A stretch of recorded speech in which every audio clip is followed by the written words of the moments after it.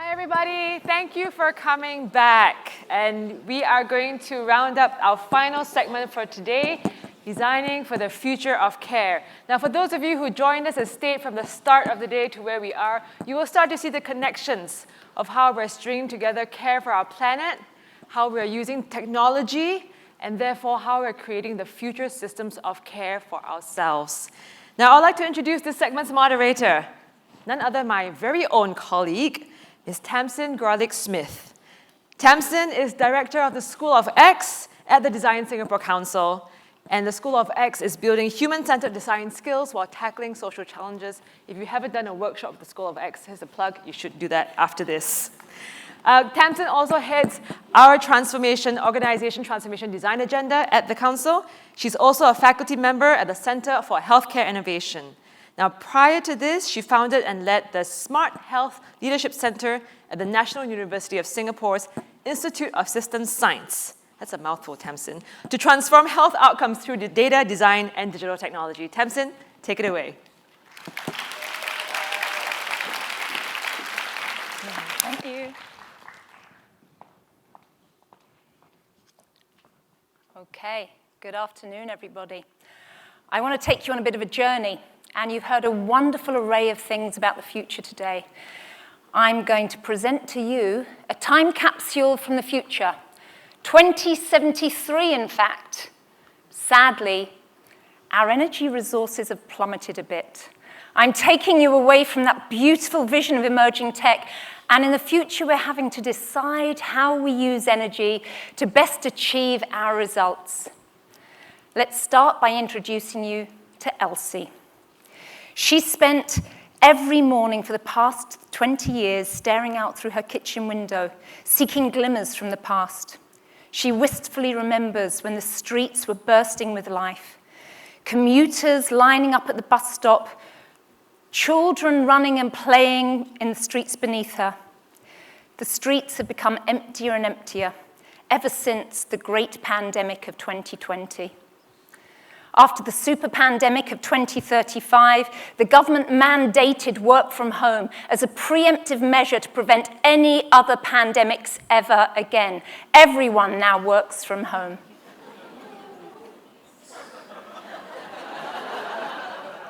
And so Elsie looks out. Human connections have grown online, and they have disappeared in the physical world. Another day spent looking at nothingness. A funeral vehicle passes her house. She remembers the days of old where people would flock behind the dearly departed, desperate to pay their last respects. Now, bodies are conveyed like waste by self-driving vehicles. She notices the hologram of respect portrayed above the vehicle. Rest in peace, citizen KR85359BGH45. Oh, there goes Dodie. Elsie mutters to herself, lucky guy. She walks weakly back to her living room and stumbles against the sensor-driven wall. Fortunately, an airbag instantly inflates around her. Your anti-fall device has been activated. Please calmly return to standing to allow the deflation process to commence. The airbag deflates, and Elsie continues to the living room, shaking her head and muttering, I can't hurt myself even if I try. She enters her living room, eventually. The walls are covered with digital screens installed into all public housing units by the government care management system. Information bombards her, disorientating her. Suddenly, a message pops up on her screen. Citizen G689591YZX31, named Tan, Elsie. Today is your 115th birthday. The government thanks you for supporting the nation in its mission to retain its #1 status on the population longevity table. With an average life expectancy of 120 years, you can expect 5 more years of carefully enabled lifespan. This message has been generated with the Government Empathy Communications application for your enjoyment. Wow, thinks Elsie. What a gift. What's the point of living forever with just this screen for company? Just then a buzzing sound is heard.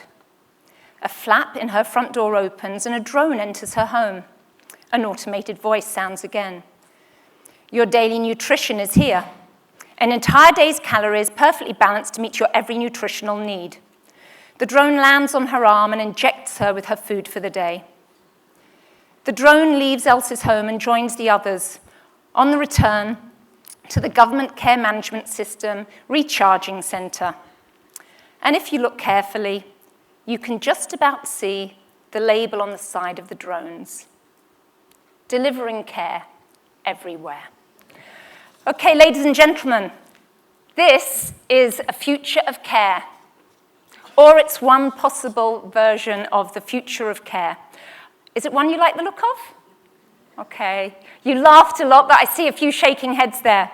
I think we can return the lights, please, because that dystopian future has made us all feel dark enough. For this segment, I'm delighted to be introducing a really wonderful panel of speakers, and we're going to have a lot of fun to wrap up the day.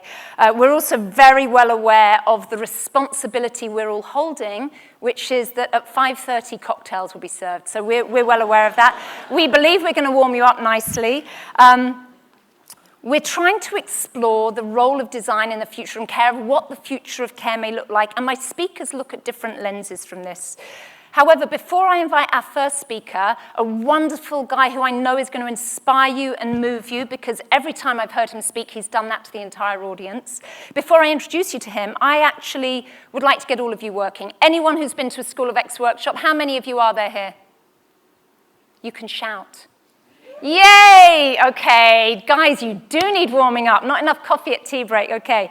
You know that we like you to get involved. So in a minute, we will be expecting a QR code, please, on the screen. Yes, here we go. I would like to know what you think about this question. How should designers be involved in the future of care? Please scan the QR code and let us know. Do you think health and social care providers should empower designers to create our future systems of care? Do you think health and social care providers should co-create the future of care with designers? Do you think health and social care providers should be trained in design so that they can create the future systems of care? Or do you think the government should design the future of care using its own in-house teams? Let's have a look. 30 seconds, guys. Quick as fingers on the buzzers. Okay. Oh. Come on, government in-house design teams, vote for yourselves. Okay, I think we're nearly there. So very clearly what we're looking at the moment, no, in fact, in-house design teams in government are shrinking, going up again, that's it, no. We think we're looking at co-creating the future of care with designers, yeah. Actually, as you know, I've deliberately provocatively involved a wider ecosystem there to force an answer, but thank you for that. Let's see if your thoughts change during this afternoon's panel. So without further delay, I am going to invite this wonderful guy onto stage. Rama Gheerawo. Rama is an international and inspirational speaker, author, and designer. He's director of the Helen Hamlin Center for Design at the Royal College of Art, and he uses design to address issues around age, ability, gender, and race. He is a serial innovator in the fields of inclusive design, design thinking, and creative leadership, and he's personally led around 100 projects working internationally with governments, businesses, academia, and the third sector, including with clients like Samsung, Tata Communications, and Panasonic. Please help me to give a very warm welcome to the stage to Rama for our keynote address today. Thank you, Rama.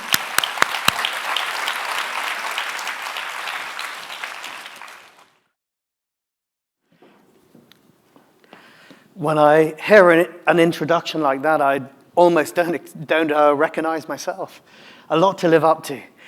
So I describe myself as a human first, designer second, because that is the right way around. But I am a designer, and you can tell it because I'm wearing the uniform. I have the trousers that look like they're falling down, shoes that are a bit big for me, hair that looks like I've electrocuted myself, and a cape. When we talk about humanizing healthcare, I think the human is often forgotten.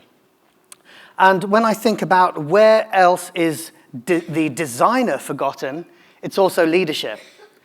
people said to me, why do you think designers make every conversation better?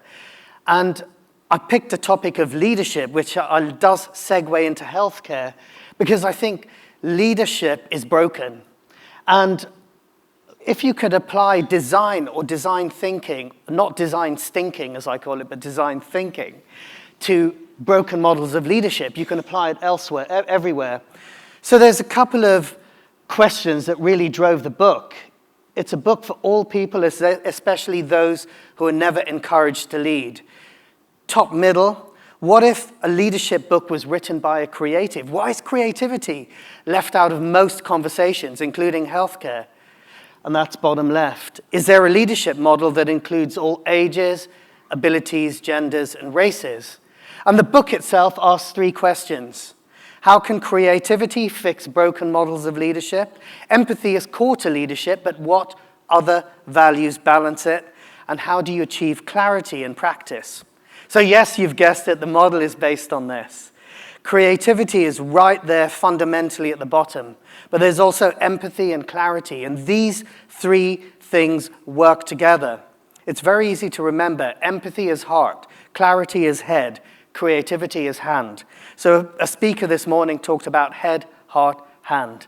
It also corresponds to 3 of the 4 types of yoga, so you can be very spiritual in your creative practice. It's built on this statement that everyone has leadership potential. And I'll say that again, everyone has leadership potential, but most of us are excluded. We're too female, too short, too tall, too brown, too black.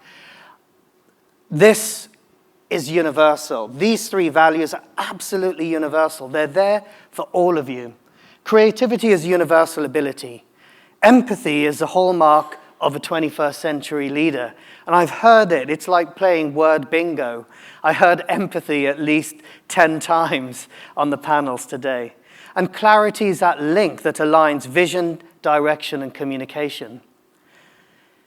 Creativity is not just about originality. It's not just looking good like the peacock on the left. It's doing good like the chicken on the right. And I love the fact that it's a little bit messy. Creativity is messy. She's strapped rockets to her back and she's taking health care somewhere. If we talk about creativity as the clouds, innovation is the earth, design is the rain. And I should come with a health warning. I'm a design fundamentalist. I love, live, and breathe design. And yes, that is Singapore, where surprisingly it was raining. Consistency is not clarity. Clarity is not this linear thing like the bulldozer smashing its way through the city. It's like the bird, which gently flies through the city, touching the buildings, seeing everything without breaking it.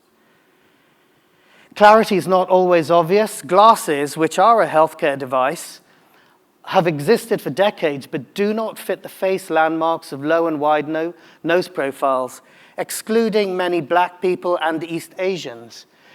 Akeem, who was a graduate of the Royal College of Art, said, "I realized the problem wasn't with me or my face, but with the product itself." So was the issue actually staring us in the face all the time? And his company, Reframed, actually looks at different facial landmarks. Empathy, sympathy and empathy. I think, sympathy, pity, empathy, compassion, kindness, all have a place in the human landscape. Sympathy says, I'm sorry to hear. Empathy says, I am here. It's about being active. And stepping into the healthcare space, we do a lot of work in care homes. Can color change a person's life? The answer is yes. When we were in care homes, we were told in one care home, the older people have given up on life, they're not eating. And the designer there, working with the clinicians, just noticed something. For some reason, a lot of care home food is white, and it's put on white plates, on a white tablecloth in a badly lit room. Change the lighting, put the white food on a blue plate, suddenly people could see the food and start eating again. It turned out they hadn't given up on life, they weren't waiting to die, they just couldn't see the food. Can you restock an ambulance in 5 minutes? This was a 7-year project with the NHS. The answer is yes. Bottom right, take out all the wardrobes and drawers, put in 5 treatment packs that are the size of a carry-on suitcase, take them out at the end of the shift, put 5 new ones in, boom, you're done, 5 minutes instead of 45. So inclusive design, which really drove that framework of empathy, clarity, and creativity, was defined by the UK government as this. You know, the UK government don't always get everything right, but they got this right. They talked about it as including the needs of the widest number of people. Now, healthcare needs us to include the widest number of people. And it is all about people of all shapes, sizes, needs, etc. When we think of inclusive design, we have to think of who's excluded. And there's many, many ways in which people can be excluded. But 4 primary ways are age, ability, gender, and race. And the head of the NHS, when they saw this presentation, they said what you've got in this sort of crossbones, X marks the spot, is a really primary way to look at patient care, to really look at care, just rather than health. Because what does health mean? To all of us, it can mean different things. It could be a medication, a diagnosis, a prescription. It could also mean watching a sunset, playing with a dog, having a child fall asleep in your arms, or simply a smile from a stranger. That is also health. When we think of another, there was a sustainability panel this morning, so I had to put this slide in. But when you think of another massive kind of complex situation like the environment, I love this quote from this American activist and lawyer. And he said, I used to think the top environmental problems were biodiversity loss, ecosystem collapse, and climate change. They are actually selfishness, greed, and apathy. And we need a spiritual and cultural transformation. And that's where design, with its human-driven, planet-centered approach and heartbeat, can make a difference. And humanizing healthcare is not death by post-it notes. That's why I call it design stinking. If you have a white wall and some post-it notes, that doesn't necessarily make you a designer. It's about going into context, and the designers of you in the audience will immediately start to see problems here. On the left, there's 3 different medications, 2 different types, 3 different doses, yet they all look the same. That's a real challenge, and that's a project that we did for the NHS. Not the bad design. So it's real research with real people to understand health. And here is Peter, one of our researchers, talking to an older woman for a project with Panasonic to understand her health routine and how technology might support it rather than take over. And I think that scary video that Tamsin showed us really signaled a dystopian future. And what we're hoping here is it's more positive. She's in charge. In answer to the question Tamsin asked at the beginning, I really imagined this, that there's many, many people involved in healthcare, business, clinical, psychology, design. It's not a relay race. You don't hand the baton over to someone else and then blame them for getting it wrong. It's a rowing boat. You're all in this whole cycle together. It's just at different points, one discipline may be calling out the rhythm. So think rowing boat, not relay race, when designers and clinicians come to co-design together. And a couple of quick examples from the center that I have the privilege of working at. This is called Balance, and it was done by Stanner, the stairlift people. They had a very altruistic goal. They said, could we help people avoid needing a stairlift, and especially falling, because I certainly don't have airbags in my house. And particularly with older women, this is Shruti, one of our researchers, and we worked with clinicians, with occupational therapists in particular, to map the journey and understand the landscape. And what we came up with was an app which you can put the phone in your pocket or on your belt, stand on one leg for 1 minute, stand on the other leg for 1 minute. It'll measure your wobble factor, and give you exercises to improve your balance health. Another type of ignored health, hand health. This was with Arthritis Research UK. And here's Simon doing research with older people. And it was all about how people cook. So he was very well fed by the end of the project. We came up, one of the ideas was a recipe book, different cultural recipes, which require your hands to be active. So this was bringing health very much into the lifestyle, social context of eating. Why are there lots of pictures of legs? Don't worry, no one has a fetish in the room here. Knees, knee surgery. Going into the medical clinical space. Clinicians and designers working together realized an important thing, that the traditional mechanical approach of knee surgery, which says, take your hip, your ankle, draw a straight line, and that's where you make the cut, is actually wrong. Because most people don't have straight legs. They have bendy legs. Working with surgeons, and this was a group of surgeons that was with us throughout the project, we helped to develop a surgical tool which took the x-rays, and you could look at each person's variance from straight legs and actually map the curve before you go in, map the cut.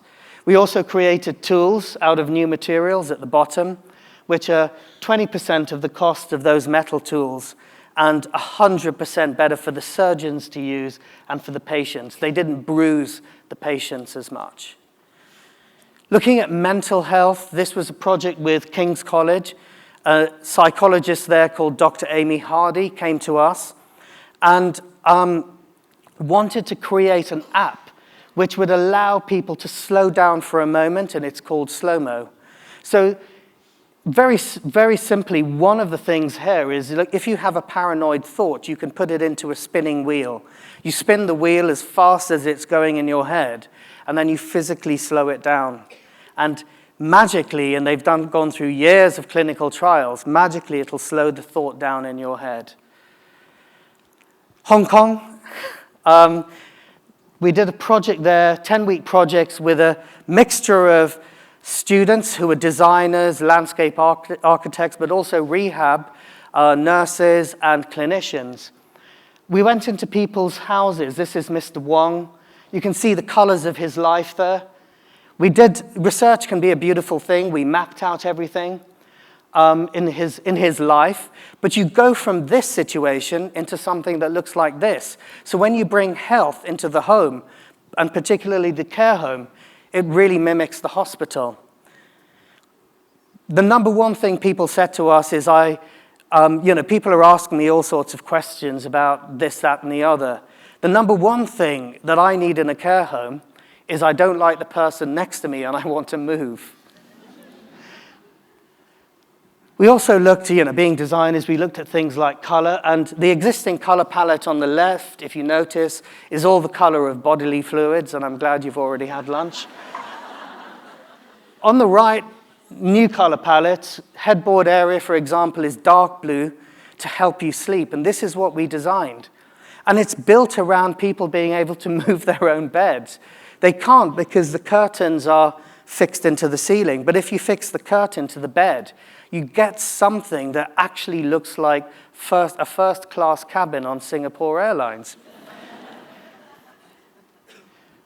Sort of nearly finally, the COVID Rapid Response Project. We're working with University College London Hospital. And when COVID hit that first week, every single designer wanted to create a new mask, a new ventilator. We did something different. We listened to the clinicians. We co-created with them. And they said, don't need new masks. We need a map to tell newly drafted staff where everything was, because 40% of the staff was new, drafted in. So I'm tired of telling people where the toilets are, where the supply cupboards are. So they drew us some maps of where things are. We got the architectural plans.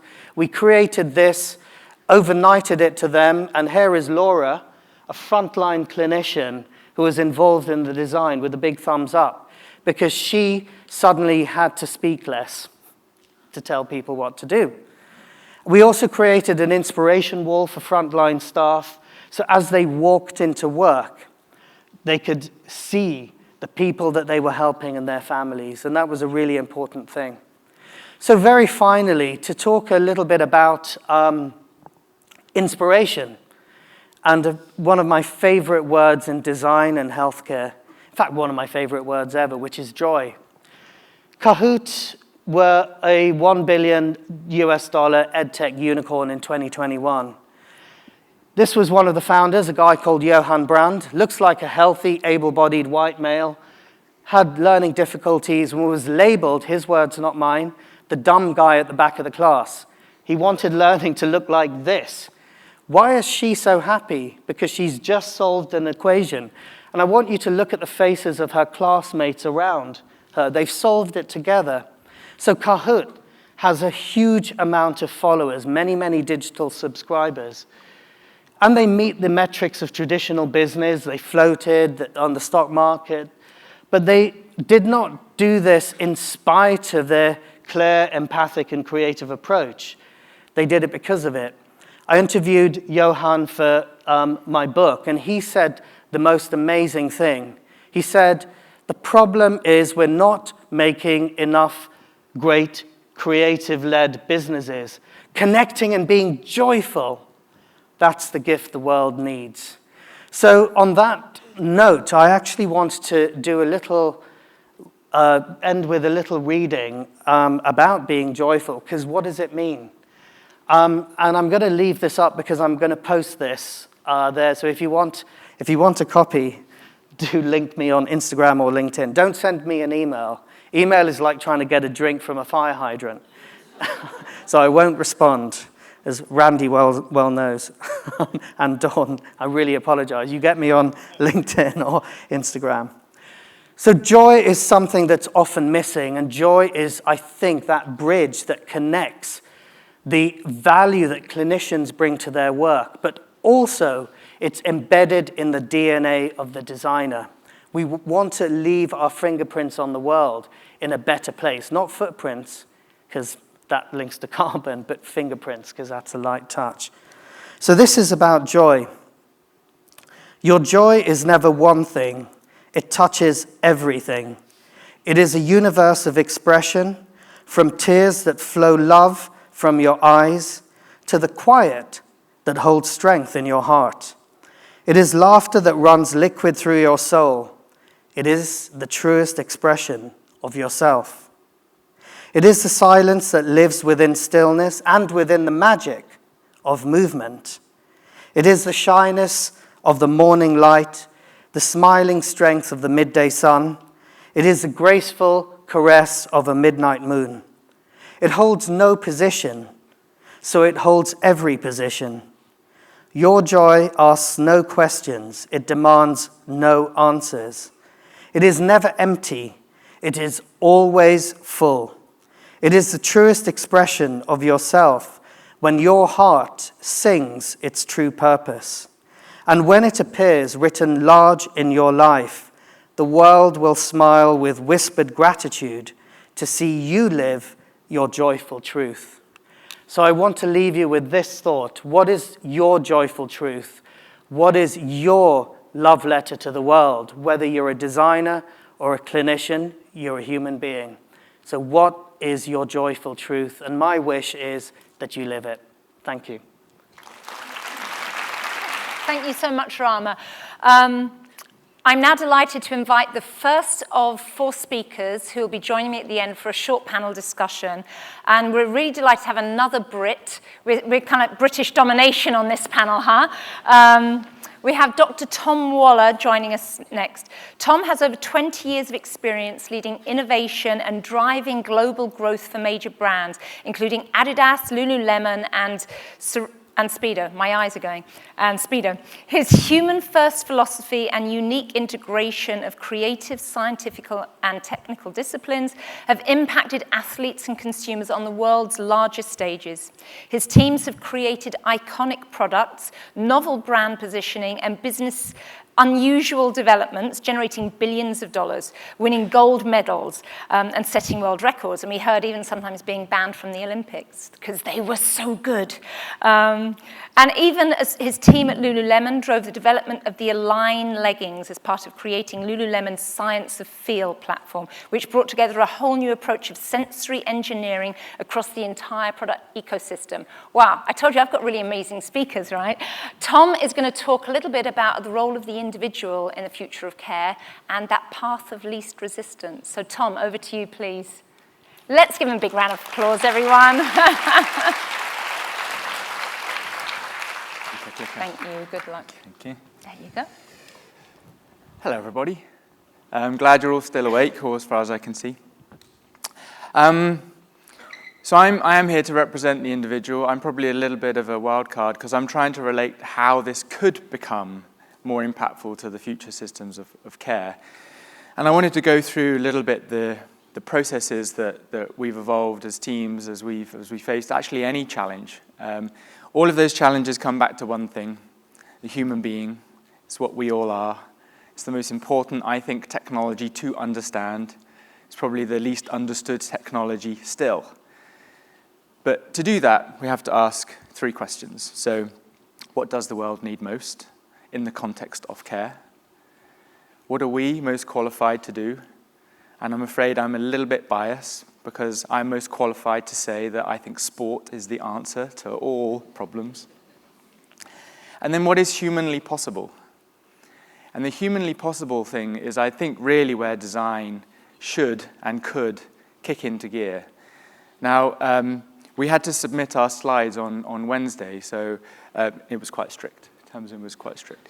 But what I was hoping for is that there would be an image that I could share, so I'm going to have to paint this image. So is anyone into running at all?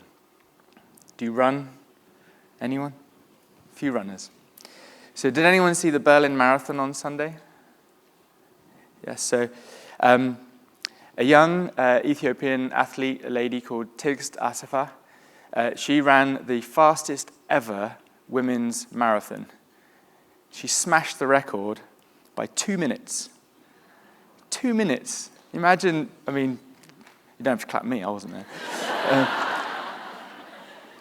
But to imagine what happens then when you cross the line and you've just beaten the world record by 2 minutes. The first thing she did, she took off her shoes. She took those shoes and embraced them, kissed them. Was so grateful for what the shoe had done. A shoe by Adidas. So do I think the shoe made her run 2 minutes faster? No, I don't. What I know to be true, having been very close to that project, my team did an incredible job in actually quite a surprisingly short amount of time. What they were able to do is open up what is humanly possible for her, and to have her understand that she is a product of her environment. So there's something really important that we should understand, because this relates to all of us. And when we think about future and systems of care, actually human performance is available to all of us. There is no such thing as too little, too late. So you can, through a little bit of strength training in your life, a little bit of cardio in your life, a little bit of a different approach to nutrition, you can add life to all of your years. It's something that we all have choice to do. But we are limited in a lot of our beliefs. So I like to start at something very, very basic. So anyone know how long you can hold your breath for? And I feel like everyone just held their breath a little tiny bit there. Shout it out. 30 seconds. 3 minutes. So between 30 seconds and 3 minutes. Do you know how long a well-trained person can actually hold their breath for? 13 minutes. So somewhere between 30 seconds and 13 minutes, we have something really weird going on. And I think this is the most wonderful example of what is humanly possible. There's that reality that we are living in somewhat a bit of an illusion, and the illusion is created by our mind trying to protect us from ourselves. So you might hear the term mind-body a lot. I fundamentally believe in body-mind. A lot of how our senses work, we're born very early and we learn from what happens on the outside. When you hold your breath and then inside you are being driven to breathe, breathe, breathe, and you feel that acidity, that compulsion, that discomfort, it's all fabricated. I'm not saying you should all now hold your breath. I don't think we are insured for that. But if you understand what's going on because of what your mind is trying to create to protect you, you can start to shift the reality of how much you can actually perform in just something as simple as holding your breath. So you go to a free diving instructing course, within 2.5 hours, everyone can do 3 minutes. Within 2 days, 5 minutes. Maybe a couple of months, maybe even years. And I think Kate Winslet, when she was on the set of Avatar, the new movie, she got up to 7 minutes. I mean, that's elite level breath holding. So we're not, again, talking about elite athletes. Everyone has their potential within them. You just need to understand that there is a sensory experience and a held belief that's holding us back. So talking about held beliefs, I really do believe that we get sort of used to our limitations. And unfortunately, because of prospect theory, we kind of prefer the familiar. But life and history is full of these examples where rules get broken. What we believe, as scientists, often we're quite guilty. We say this is what's physiologically, biologically possible, and then someone goes and proves us wrong. The 4-minute mile, anyone know who ran the first 4-minute mile? Roger Bannister. Is this Roger Bannister? No. I'll put you out of your misery. No, this is the person that was the second person to run the 4-minute mile 1 week later. So as soon as it happens, now everyone is in a world where it happened, so now it's suddenly available to everyone. The middle picture. Has anyone heard of Tony Hawk, the skateboarder? Yeah, lots of nods. He spent most of his career trying to do a 900 off a half pipe. 2.5 rotations off a half pipe. He did it in his late 30s. This is not Tony Hawk. This is a chap called Tom Cha, who was born into the world where a 900 was possible. And he did a 900 when he was 12. He did a 1080 when he was 14. So it's just examples, and then Mount Everest is another one. Edmund Hillary was the first person, I'm sure scientists were saying, you can't get up there, it's not possible, we can't breathe, we can't survive. And now there's a queue. I don't think all of them made it back, but the point is that we are in a world where there are a ton of social views, world views about what is possible, whatever age you are, whatever health you have, but actually we can all get into a place where we have more. And it's about designers creating the right nudges at the right time. And I don't know if anyone's familiar with the BJ Fogg model of behavior, but this is absolutely my favorite, where we accept that for a behavior to happen, motivation, ability, and the prompt all have to be present. You can't just add motivation, you can't just inspire, you can't just teach people. You also can't just train people and get them into the practice of it. You have to have a balance, and the line represents the prompt line. Prompts or designs, things that we create that are below the line, don't work. The prompts that we create that are above the line work. So this, for me, should be renamed. It shouldn't be the prompt line, it should be the design line. These are the places where if we design the right things at the right moments, anchored to a behavior where if you then do a task and you realize that you have more to give, more to offer, that you can perform at a higher level, people start to get addicted to themselves. And then they pursue this positive pathway. So I think the most important component of a system of care is you. And actually you taking responsibility for your own health and avoiding all of the things that we end up actually paying for out of our government contributions to healthcare and things like that. So that's my request, that's my hope, and thank you for your patience. So there we go. Now we all know the secret. Once you've seen someone else do it, we can do it too, but you just have to be that leader. Thank you so much, Tom.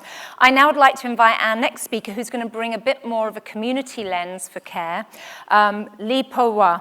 Powar describes himself as having been radicalized during his formative careers in the private and public sectors.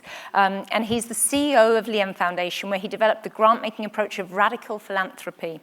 He prioritizes risk-taking and relationships with partners over theories of change and KPIs. How long did you last in public sector? Sorry, KPIs, we love them. The Lien Foundation is recognized as a first mover driving improvements in early childhood development and elder care. And Powar believes in enlisting the unique intellect of designers, scientists, technologists, and artists to create new solutions for the health and social care sectors. Powar, please.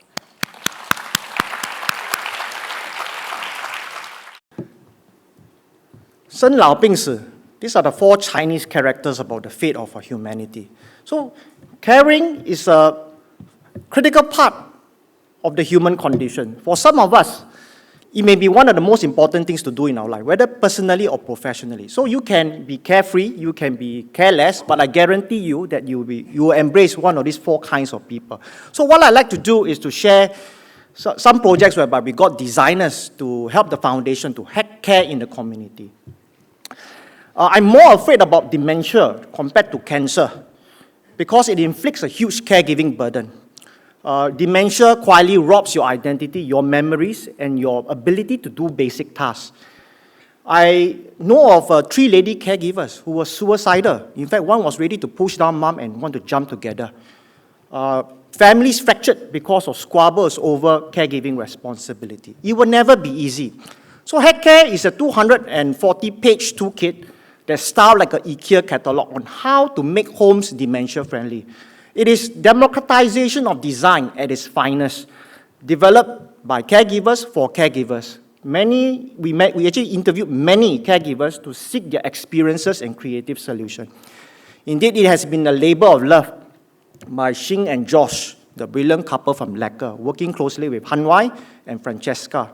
So when I have fuzzy problems, I like to look for talented designers who has relevant lived experiences and suffering. They are more motivated to give purpose and meaning to that suffering. They are able to see and feel what they need to see and feel. This project took 3 years to complete, longer than to build a building. Indeed, it has been a journey of self-discovery and inspiration by the team. There are many terminally ill folks out there who are socially isolated. Their services are also under-consumed because of stigma, because of uninspiring environment and services. So our solution is Oasis. We work with HCA Hospice Care. Lecker is involved together with the Care Lab, Lash and Laszlo, another talented couple, who made care part of their DNA. So this is actually an intergenerational facility which looks after children who are terminally ill. Lots of engaging activities for them to choose, like Club Med.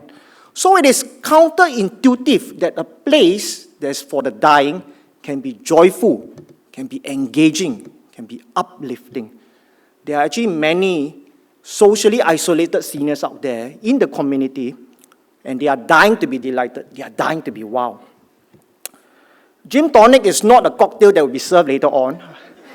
This is actually a high-tech strength training system whereby we brought that is safe and simple to use for seniors. What we did was to bring high-performance sports concept, big data and design into senior exercises. We have about 29 centers island-wide, mainly in the community, and more than 4,200 active users. We paid particular attention on the UX. Whenever there's a new uncle, auntie who came in, we always ask them, what are your exercise goals? And many aunties, they want to lose weight. Someone could be as modest as, I want to be able to walk to the market every day without feeling pain. I want to cut down on my painkillers. And many seniors want to gain strength to become active grandparents, to be able to travel, to pursue their passions in life. So I must say it has been life-changing for many of these seniors, all with the help of the young trainers who are like surrogate children to the seniors, and all the seniors shower them with lots of food.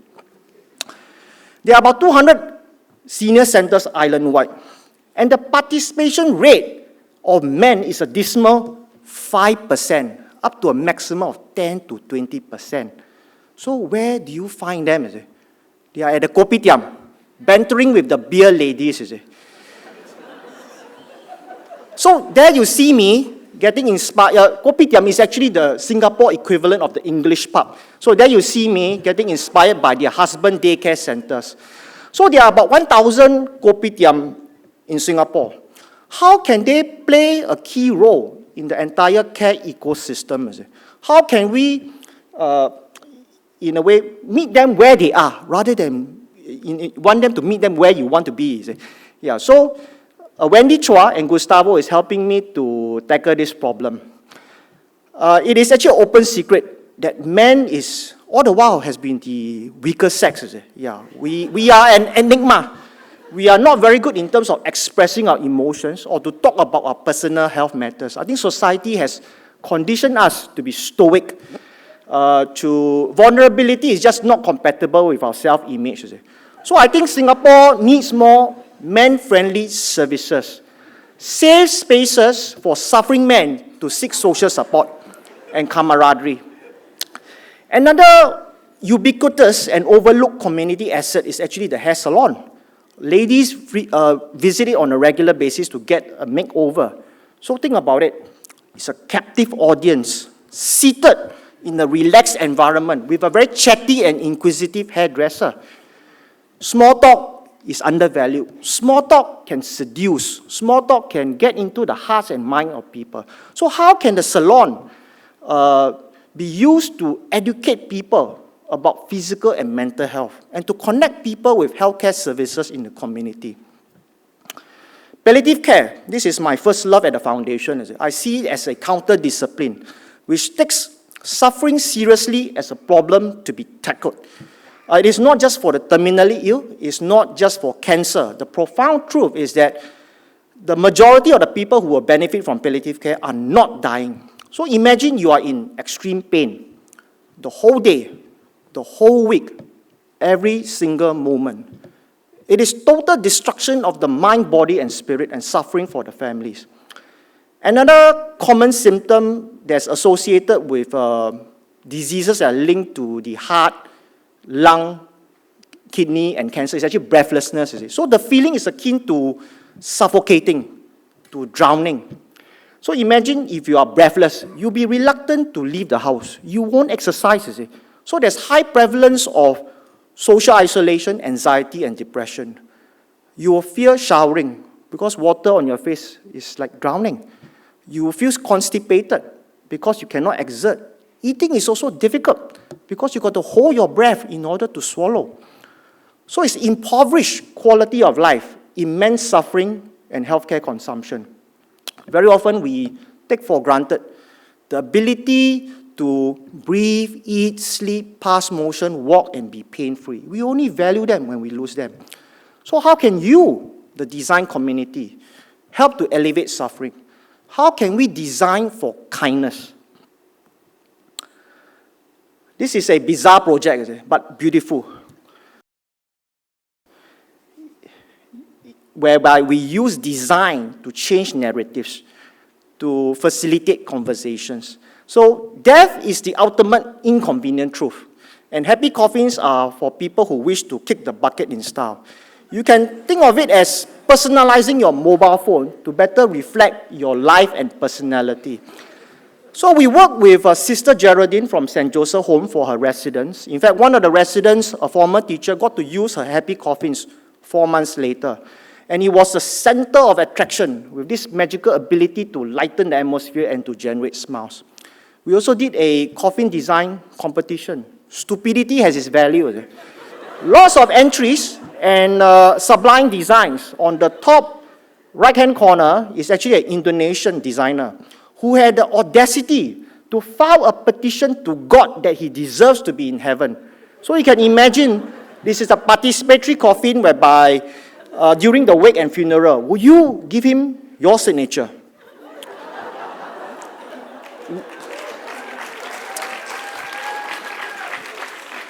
And we donated all these designer coffins to the destitute who were eventually cremated in them. So a coffin is space consuming, but an urn, your future home, can sit beautifully beside your bedside. Can be a artistic and conversational piece. So we did the same thing together with Sister Geraldine, and again, a resident got to use her happy urns. That has an embedded message for her 3 sons. On the bottom left, you see them featured down there. So happy coffins, happy urns. It is reciprocal therapy. It is all-round healing. The seniors got to share their stories. They got to release their emotions. All the young designers experience much personal growth because they got to connect and work together with the seniors. So I like to end by saying that good design, like happy urns, is an expression of values and possibilities. It's a container, a platform for growth experiences. It is a symbol of care and enduring memories. So on that note, happy note, I'll stop here. Thanks very much. Thank you, Po-Wa. You see, at the School of X, we say that everyone is a designer, and you've proved designer right to the end, okay? I love that, thank you. So our next panelist brings the clinical lens to care, or does he? We're about to find out. I'm going to next invite Dr. Stephen Tucker, founder of Tucker Medical and director of the Cedars-Sinai Regional Office in Singapore. Stephen's a physician, entrepreneur, and health futurist who I'm lucky enough to have known for many years since my smart health days at NUS. In 2011, he founded Tucker Medical, a Singapore-based specialty practice dedicated to providing comprehensive care and prevention to patients across the health disease continuum. He's also a professional speaker, a foresight strategist, and a consultant. He also has a very awesome collection of toys in his office, which you should really go and check out. He advises startups, venture funds, multinationals, and governments on integrating new technologies into health and medicine, helping to shape the future of healthcare. He's a fellow of both the Singapore Academy of Medicine and the American College of Physicians. Stephen, please, let's hear your wonderful words here on design and clinical practice. Thank you. All right, first thing I learned today, never follow Po-Wa. And we've been together a lot, but it's usually the other order. Second thing, if anyone doesn't feel well, I am actually a doctor. So, just get in line. And I apologize because I'm going to bring up cancer, and that's kind of a buzzkill after, Po-Wa's coffins are pretty amazing. But sometimes this may go a little down before I bring you back up. Let me emphasize what you see here. Treatment is not care. Care is something that is valuable to all of us. Care is a noun. Care is a verb. Treatments can be prescribed by medical science. Treatments are created, but care is essential to the human experience. I can care about you. Anyone can prescribe drugs. You may have heard of this term, precision medicine. This is the hallmark of the state of the art of cancer care, at least. And it stands for the right drug for the right patient at the right time. Let me introduce what we do in our practice, because we talk. We spend an hour with new patients, 30 minutes with follow-ups. We, as a team of primary care physicians, specialty physicians, allied health, mental health, fitness, nutrition, all together in what I describe as a flat organization in a multidisciplinary approach. We offer precision conversation. The right word to the right human, thank you, Rama, I changed my slide, at the right time. I think precision conversation and word choice matters so much more than my medical colleagues realize. Now, I'm going to take you on a journey through medicine, what I think of as modern medicine, because I want you to envision that technology has gone exponential, that medicine has gone from the dark ages to where we are today, and there's a price to pay for that. But let's look at this lens, similar to what Tamsin brought up with her 2073 model. We start with germ theory. Soon in the 1890s, we have the field of radiology discovered. In the 1900s, the Mayo Clinic adopts subspecialization for medical care. The Flexner Report ushers in an era of standardized medical education. No more apprenticeship. No more winging it. 1921 is the discovery of insulin. 1923, 100 years ago, Nobel Prize in Medicine is awarded for the discovery of insulin. 1928, we get our first silver bullets. Penicillin is 95 years old. In Singapore, as of 2020, there were more than 1,500 centenarians. We have people who were alive on this island who were here without antibiotics. Let's put this in perspective on where we're going. A few other points. We eradicated a terrifying disease with vaccines. We started doing organ transplants the year I was born. I've been talking about or aspiring to medicine for 50 years, and I'm giving you a 120-year window right now. In the 1970s, looking inside the body becomes routine with CT and MRI. In the 80s, we take control of reproduction. In the 90s, we have a race to the Human Genome Project. And in the 2000s, we begin to develop meaningful cancer treatments, immunotherapy, targeted therapies, combinatorial therapies that are curing cancers that couldn't be cured before. Then we get gene editing, we get germline gene editing, and advents in synthetic biology, creating a whole new set of opportunities and tools to help us deal with one of our most modern pandemics at scale on a global level. So if this were a meme, and I just showed you how it started, I would ask you, oh, sorry, one more. This is where we are. This is your browser history, your DNA, your laboratory data, your body imaging. Deb, it's your digital twin right now. This is not the future. This is now. I have a digital twin of my body, okay? I'm not showing you guys. But what I was saying is if it were a meme, how's it going? Who's really happy with their healthcare experience? Right? Because none of you see me. You'd be happy. Obviously, there are so many problems with healthcare today, with healthcare in the medical setting. All of these are serious problems that need to be addressed, and fortunately, they have been. I'm here to tell you it's a problem of time, and the problem is solved. Yep, go home, done, problem solved.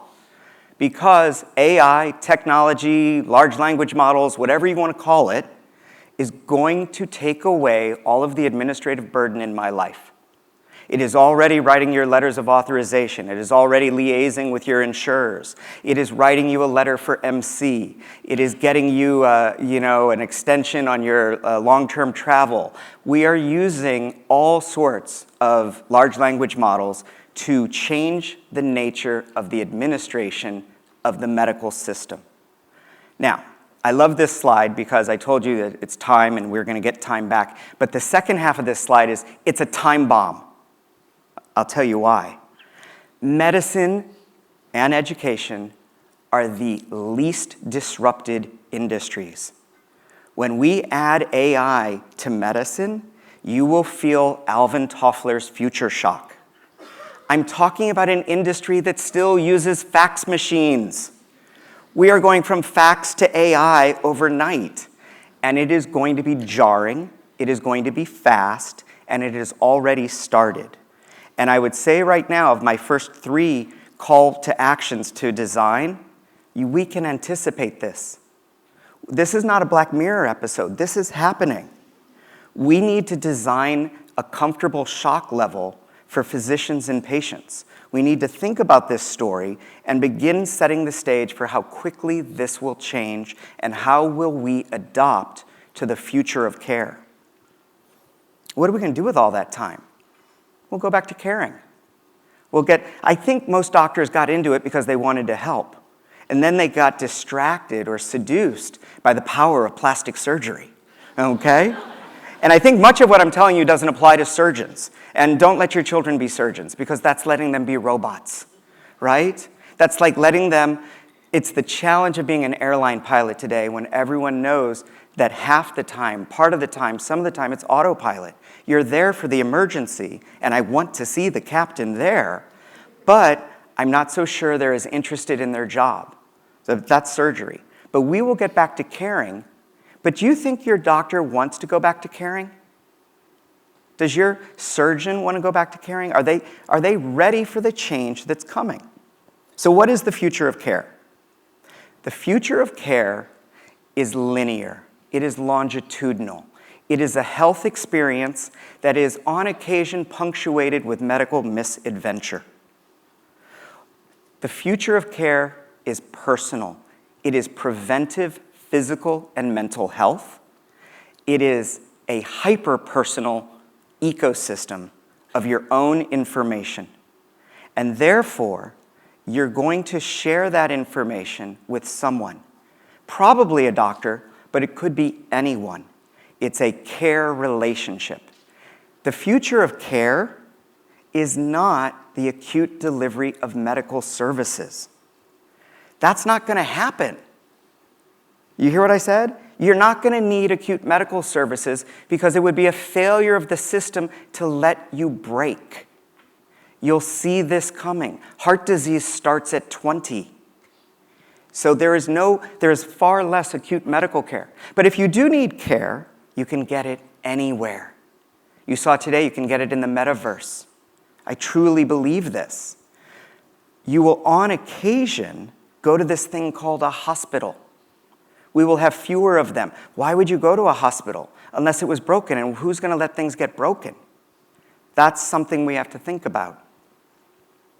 So here we have another opportunity for design. So design conversations. Don't just think about your chatbots, the awkward, stilted language of a chatbot. Think about the engaging conversation that makes a Google engineer think that the LLM is alive, that it's sentient. Imagine a care persona that you can create who can treat you based on the way you wanted to be treated. As designers, how will you create, as you call it, affordances, prompts? How will you create emotional, virtual, visual prompts to help guide healthy behaviors? What are the constraints that you will use to punish negative behaviors? What will you do when you know that the bedrock of life and community, as my friend Powa points out, is longevity and social connection? But when you live to 100, how do we create a responsive system that can address loneliness in the community? This last slide, not that slide unless somebody's in charge. This slide is about narrative medicine. And narrative medicine is the third place that design can help. Narrative medicine is all about storytelling, but it's equally about story listening. Training or retraining physicians to have hyper attention on your story or your story or your story. Somebody who listens to you. That's the key, and understands what's your goal. Again, my friend, you hit it right. You can't go anywhere if you don't say what's your goal. And that's what happens in health. Do you want to run faster? Do you want to look good naked? Do you want to do an IPO? You tell me what you need, and I'll tell you what's available and the risk-benefit. Narrative medicine is attention, focused attention. It's affiliation. So it's bringing doctors and patients together, and it's bringing doctors and doctors together for a shared experience. And I think design can learn a lot from narrative medicine and vice versa. This is my last slide. Dawn, I hope I did 8 minutes. I think I didn't. I blew it. I'm a cancer doctor by training. I got into this because I wanted to fix what's broken. And no better place than oncology. But 15 years ago, I just had this epiphany that said if I was going to be a good cancer specialist, I wasn't going to treat disease, I was also going to prevent it. And that's how I built this large ecosystem around me. And what I would ask is, can we scale that team? Can we knowing what you see in the future, how do we scale the kind of multidisciplinary listening that's required for the future? Thank you. Thank you so much, Stephen. I told you we've got a glut of inspiring content here today. Without further ado, I'm going to invite our final speaker up on the stage for this afternoon. This is Ling, another dear friend. Ling is the Chief Transformation Officer at ServiceSG, a department of the Public Service Division where she's responsible for driving transformation efforts in public services for citizens. Elsie Tan will be delighted to hear what you're going to say, Ling. Her team works collaboratively with other public agencies to develop new solutions and streamline existing processes to enhance the citizen experience of government services. Ling started her career in Singapore's Economic Development Board and has a decade of international customer engagement experience, especially in the healthcare industry and investment promotion. So without further ado, let's please invite Ling to the stage. Thank you so much.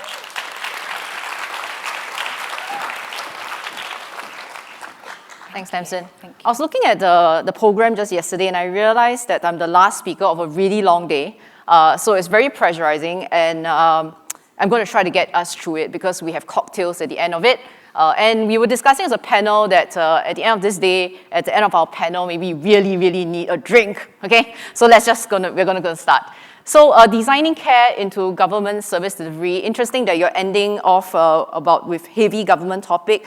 I'm not a designer. I see myself more as an organizational designer. I design systems for organizations and also looking at large systems change. So I hope that you will see that we're not talking about products, but I'm looking at a larger system kind of transformation effort for the Singapore government. So, ServiceSG, what are we? We are actually just a 2-year-old startup in the public service division. And if you look at logos around it, we were started up by the largest service delivery agencies of the Singapore government.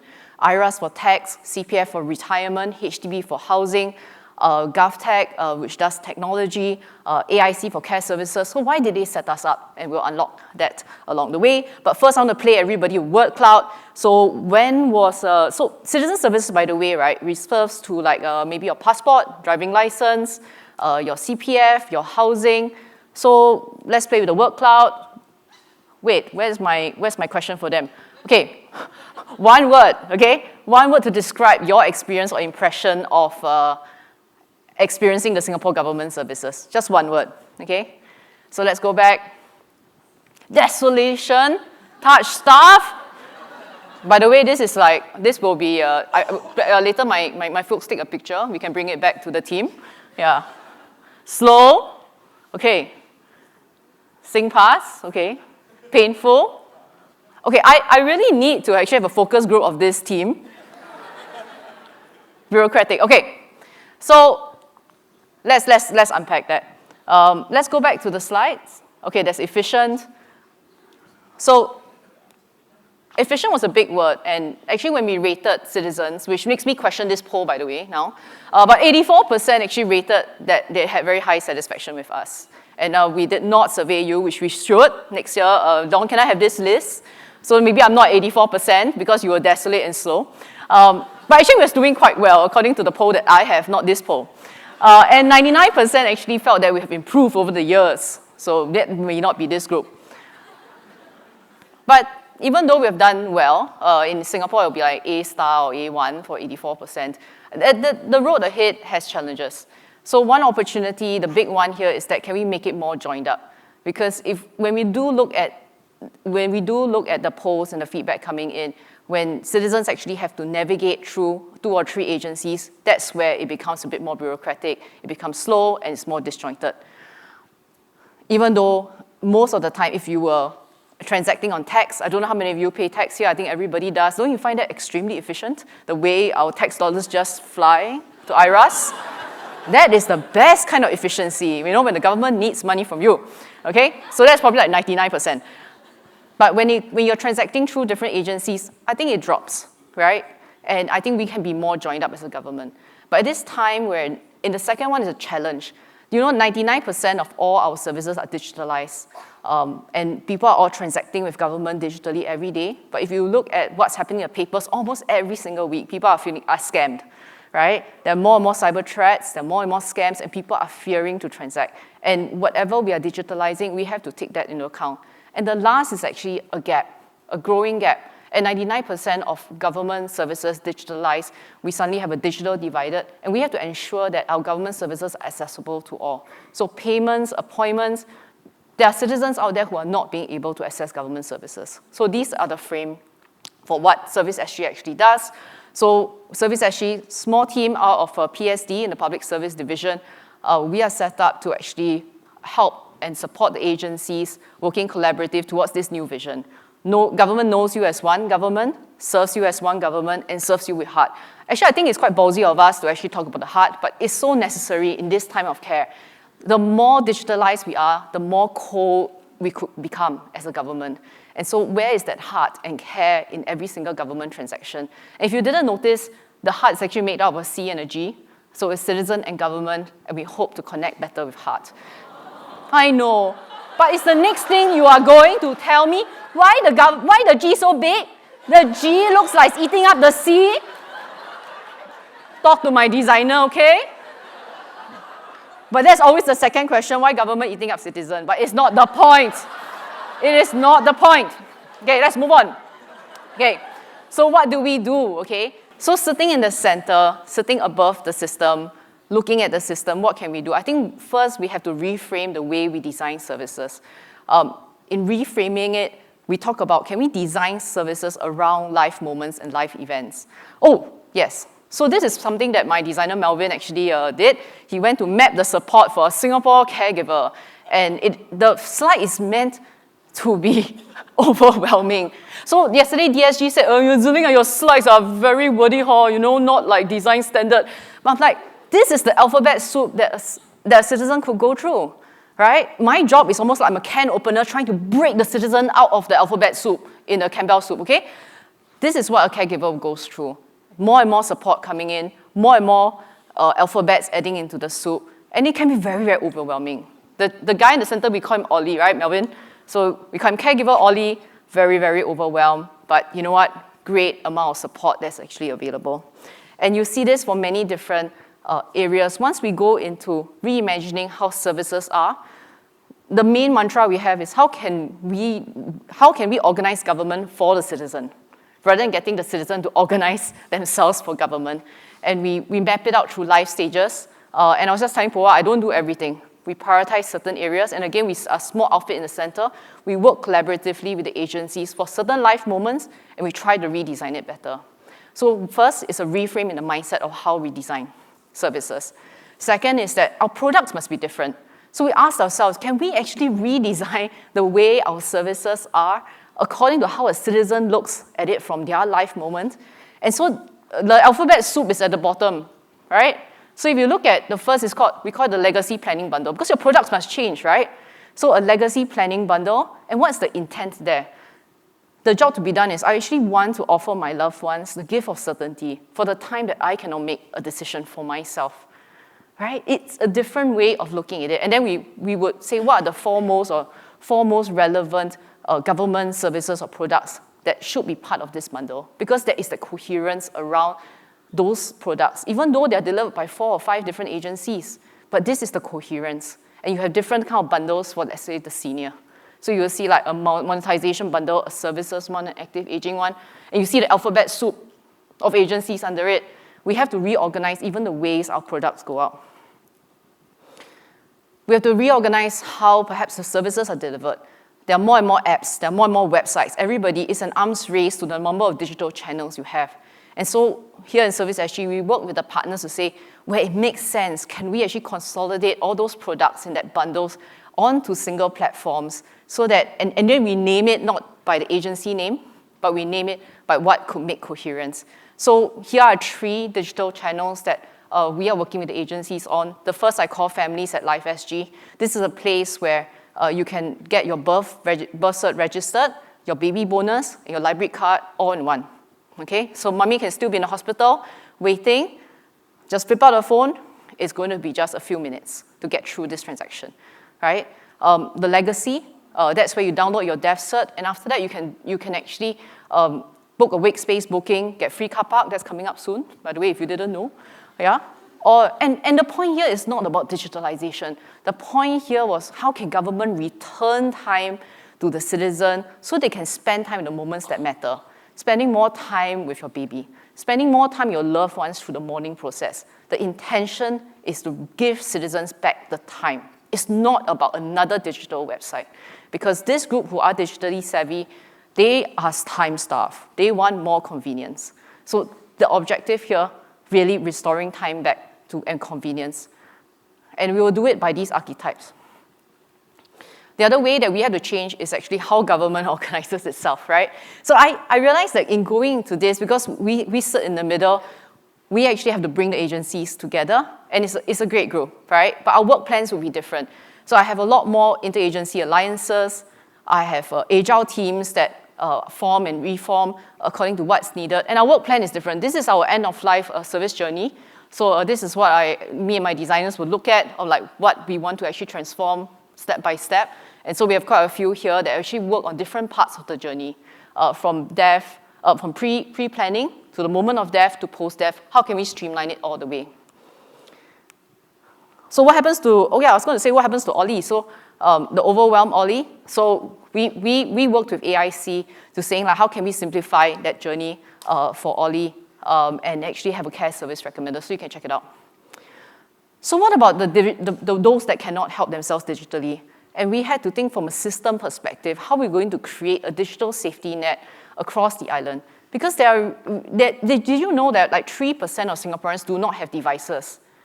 And when we did a recent poll, about 15 to 17% didn't feel confident to actually transact digitally with government. And some of them who come in, they don't feel good enough to transact with government because their English not good enough, or they cannot speak English. And there are all these barriers of finding appointments and such. So we will set up a network of 7 ServiceSG centers across the island. 70% of their profile are 55 and above. And 50% actually live in small households. Why is that a significant point? Many people say, you know what, you don't know, you go ask your children. You don't know, you go ask your friends. But actually, when you live in a smaller household, you may not have the social networks for someone to help you. And so where these ServiceSG centers are, they actually have these groups actually coming in to actually get support. They come in for 2 types of things. Digital transactions, because they can't get through the web forms. Everything is digital now. They can't even get an appointment because all appointments are not walk-in, they're all online. They can't do payments. Or they get digital assistance. And to Tom's point, actually testing the human limit, they're actually served by my colleagues who can actually do 500 services from 20 agencies, 1 public officer. And when we tried to get public officers to do this job like myself, we're like, oh, cannot. So we didn't hire a single public officer for this, by the way. Okay? They all came in and we came in from other sectors and we told them, serve who comes in, like how you would want your loved one to be served. Right? The loved ones that you love, not the loved ones you don't like. But yes, we just told them, serve, right? Serve empathetically. And in one place, the citizen who is able to get multiple transactions in one. And a lot of them are probably more frail. You don't want to be traveling across the island to government center by government center. We can actually have VC services from there, so they can actually connect more easily. And we have a lot of encouraging feedback. I don't have time, but you will see that they fall into these groups that do not even have iBanking. And they could be working, but they don't have iBanking. They come in, they feel seen, they feel heard, and they get triage, and they actually get the support. So I love the whole thing about precision conversation, because actually it's the care relationship that really makes a difference in the ServiceSG center. Not to be felt like a transaction that needs to be completed, but a human being that needs help, and the government coming in to care and helping you triage through. So my last slide here is that my appeal to designers that are going to help us and support us and work with us on the next round of service delivery is that even as we are designing for the future of services, these are some of the tensions that we got to manage. For high touch, we need to look at high pay, high touch, high tech. I think I was thinking of never mind about what I was thinking about. But it was the willingness to pay. The willingness to pay versus the cost to serve. Don't just talk to us about seamlessness, but I think now with all the scams, we have to think of security and what necessary friction we're going to have to put into the services we deliver. We love personalization. We can get to the ideal future, but we really have to navigate consent, use of citizen data. And last, because every talk has to have AI on it, I really think that we have to pace the societal acceptance of AI. It's not just embracing AI for AI's sake, but we have to think of human in the loop. We have to think of what society can accept as well. So that's the end. Thank you. Thank you, guys. Oh, Tom's eager to go, but it's cocktails. All of you were so wonderfully inspiring, which I knew you would be. And I think you've probably been inspired also by each other's conversations and presentations. And I'm going to come from the design lens and say, do you think designers or design itself is currently playing a big enough role in care? And really, as the future of care is going to evolve, what do we do to really get more design in? How do we make design feel relevant, be seen? We're all preaching to the converted. We are all the converted, but perhaps also a little unusual. Are there things that designers need to do to step up? Are there things they need to do to become more relevant? Are there things we need to do to persuade organizations to see the value? So I'm going to throw that right out there. It's going to be quickest fingers on the buzzer. Whoever wants to answer first, just shout out. What do we need to do to really bring design to the fore in the future of care? I'll throw one out. See, I knew. I don't have to. I can sit back now. Thank you. I think that the medical care system needs to step down. I don't know who needs to step up, but I think we need to make space for everyone else. Oh, provocation. So, but do you think the medical care system wants to step down? That I can't. I don't. I mean, that's a pretty wild beast. It is, and highly structured. Powa, how about you? Yeah.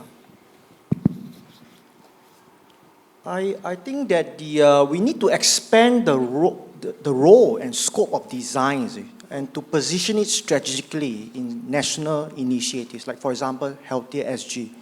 I think design need to be involved during the product development marketing from the start, not just as an afterthought itself. But at the same time, I must also recognize that the reality of healthcare is that this is probably one of the most complex systems in society. And in fact, health challenges is mainly not due to health factors. It's usually linked to what you call the social determinants of health.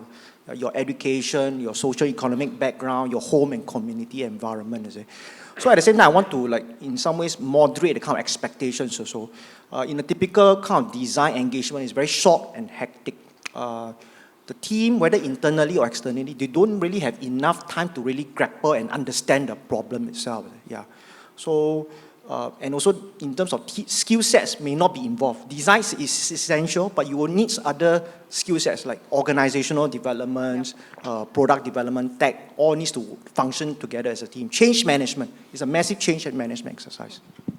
Thank you. And Ling, how does government value it more, bring it in? Yeah, I just will follow on from what Boa said, which I agree. I think my wish for designers is to look widely into the other fields like organization development, change intervention. I think that's, because I think the field of design or designers already bring the voice of the customer, they bring the voice of the system in, but to actually have design see light and see action, the other realms are very important as well.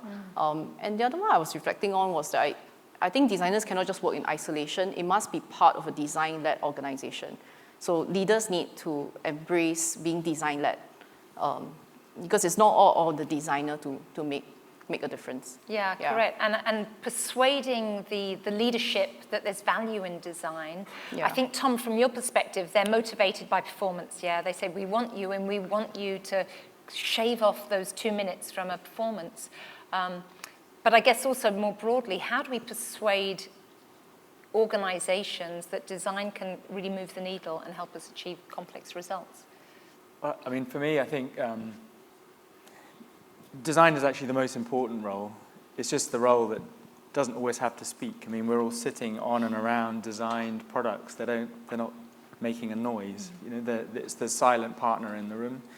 And I think fundamentally, when we're even talking about shaving minutes off, it's not the minutes that matter. It's what a person is able to do. And I think fundamentally we've got to get knowledge out of the way. That we keep transacting on knowledge and information.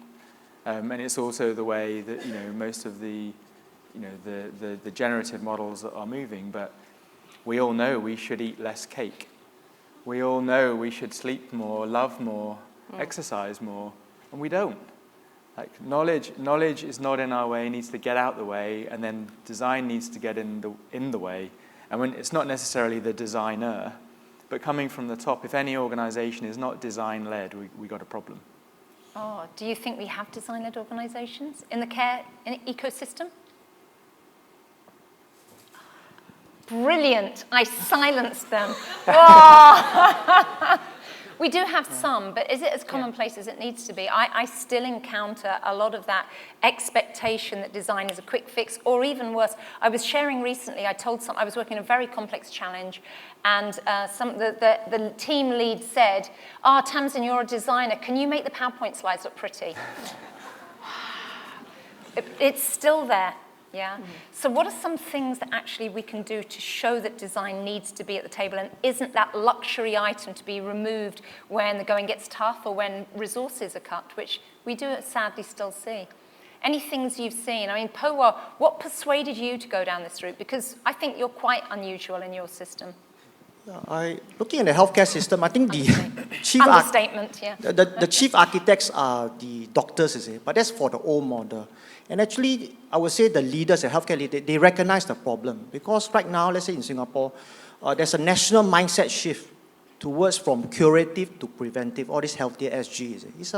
It's a monument, it's a tectonic shift that needs to be done. It's about putting, in a way, getting people to take responsibility for their own health. It's about helping them to build relationships, this continuum of care, to support them, to enable to do that. But of course, definitely there's value to have design on the table. But of course, this thing, you must make sure that we have earned that right to be on that table. And more importantly is that it's welcomed by the team. They can, as part of the whole team itself. So it is, not everybody is ready. In some way, this is like, there are many different organizations. I can't just pigeonhole them, you see.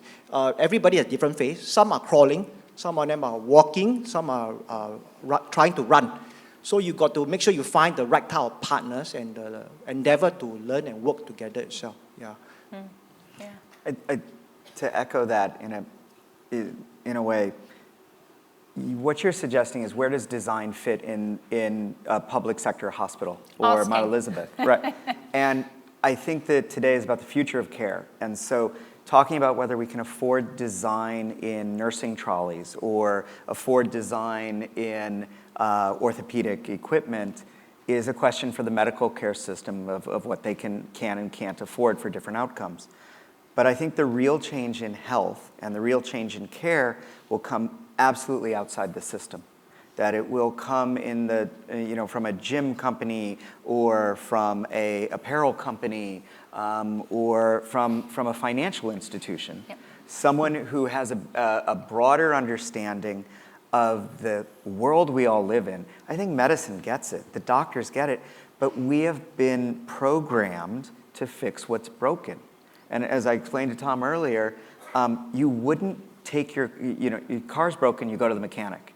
But you don't go to the mechanic to get driving lessons. Yep. And that's really where we confuse health and medicine all the time. So I think it's more along those lines of who then can drive. I totally agree. My mum was a huge Pokemon player until the pandemic hit. And I used to make a joke that I had a mother in her 70s who used augmented reality every day to stave off cognitive decline and physical decline and be socially engaged. The pandemic shifted it and her physical frailty increased as a result. And I always love that Pokemon was not designed as a health mechanism for seniors. There was also no manual for her. It was extremely intuitive. So what, I guess, can we urge our design community to do to show that they have a role to play in the future of care? Actually, I was going to, I don't know how to come back from the Pokemon thing, because now I'm thinking about my mother playing Pokemon. I have to get that out of my head. Which is true. Pros and cons to it, Pros and cons. The amount of Pokeballs I had to buy. But I was thinking about your question about being about design-led organizations. And from the government perspective, I think we have no choice. Because actually, if you shift your metrics from actually thinking like, hey, I'm a very clever policymaker, no, it's about how much of this, how many citizens are eating your policy. How many of them are actually utilizing your next big idea and program. Because design allows us to actually then shift the power back to the citizen or the customer, because they are the ones who tell you whether or not it's working. And that's what I love about design. And I think my wish for designers is to maybe stop talking about design. Like, design has to be that hidden power, the secret power in the room that is actually powering everything. So you have to be and I always say, you need to learn the government speak. You need to sound like government, speak like government, look like government, and then you'll be like a Trojan horse that crept in and you have been infected by design, So, and it's the same as what I tell my OD practitioners as well. Don't sound like OD, look like government, right? Creep in. After a while, they don't know that they're actually talking like you. And then that's the greatest success, if everybody is practicing design without even calling themselves designers. And then government claims a success. Yeah, it doesn't matter. The end result is the same, right? The end result is the same. So I guess maybe my final question, and to all of you, a very quick round, is what are the biggest barriers preventing us from really bringing design, be it through trained and official designers or design-led individuals, design mindsets within organizations? What are the biggest barriers, I guess, in each of your domains that really prevent that from being realized? And Ling, I may as well start with you because I live and breathe the challenges every day. What are the biggest challenges of bringing design really to the fore in public service? I think sometimes when the design process is presented, then leaders feel impatience and see it as slow. Yeah, and it's its own version of bureaucratic. Like designers can be bureaucratic. The designers are preventing me from actually doing what I want in terms of policy making. Well, and I do often hear that actually, that sometimes designers are very awkward and rigid and they're obsessed with their tools and adherence to the tools. So maybe also food for thought for the designers amongst us. Tom, how about you? For me, it'd be actually thinking about my last company. I worked for a well-being company, and I went to a health conference and talked about how companies that supported activity, socially coming together, that we're the future of healthcare. And what I got back from the health community was that we were serving the worried well. And so I'd say the barrier then for me is shifting the perspectives that actually we're just all serving humans, and we all want the same thing, which is to maintain our health for as long as possible. So I think really it's language, like getting the language right and not getting too stuck in our own linguistic abstractions, our own domains, and collaborating a bit more. I mean, no industry has ever truly disrupted itself. So we got to play nicely. Oh, yes, thank you. I do interact with a lot of our 3 healthcare clusters, and they know it's a massive problem, is it? And the old model of the hospital, they are good in terms of, let's say, emergency, ER, your operating theater, ICU. In a way, the analogy is that the doctors are like pilots, whereas the patients are like passengers, you see. They got little or no role. But that only works for acute condition. For chronic illnesses, in some ways, the patient got very little kind of contact with the healthcare system. It's very episodic. And in fact, their friends and neighbors may actually have more influence on them compared to a top doctor. And they got many choices, many constraints. So indeed, I think the healthcare profession, they are looking to work with collaborators out there. In fact, they come to me and say, Powa, can you help me to bridge with the community sector? And in fact, each of these hospitals, they all got their own patient experience transformation office. But I would like to encourage people to play the long game. Just like my working relationship with Lacquer, it's for a decade. We worked on about 8 projects. Some of them are very small, but small is beautiful. But we find that over the years, you just got to, life is like a series of seasons. You got to shift your identity and capabilities to stay relevant. So likewise, make effort. If you feel that you got to know what do you really care about. And for all designers out there, that is worth suffering for. So reach out to all these organizations to see whether you can tango together and play the long game. Thank you. Stephen, last but not least. 10 seconds, counting down. It's actually easily summed up. I think it's a lack of imagination. Oh, I love that. Yeah. Okay. The physicians are pigeonholed. They're just locked in. And they're great because they do the acute care stuff. They love doing that. They're great at that. Outside of our domain, we're helpless. And that segues nicely, so we don't forget our dear friend in the audience, Rama, onto creative leadership. How do we bring more creativity into what we do for our complex problem solving? Guys, Ling, Tom, Powa, Stephen, thank you so much. You've been absolutely wonderful. Thank you. Thank you. Please return. Okay, if you want to change your vote, please go in there. But how should designers be involved in the future of care? Oh, Ling, you did a good job because the in-house government design teams have popped up a bit. Yay! Go public service. Okay. Okay, we're moving. Oh, I love this live voting. Last few moments. It's like watching the stock exchange. Okay. We still do see that there's a future where health and social care providers should co-create the future of care with designers. But I think actually probably for most of us, we recognize that the ecosystem is much, much larger than that. I've got one more question for you all. Could we get the next slide, please? Because we do like to create artifacts. Okay, here we go. Your last question. Scan the QR code, please. And I want you to think of one word. I believe design can help the future of care to be, safe, human, full stop. Okay, I love the fact there's a full stop. That is it.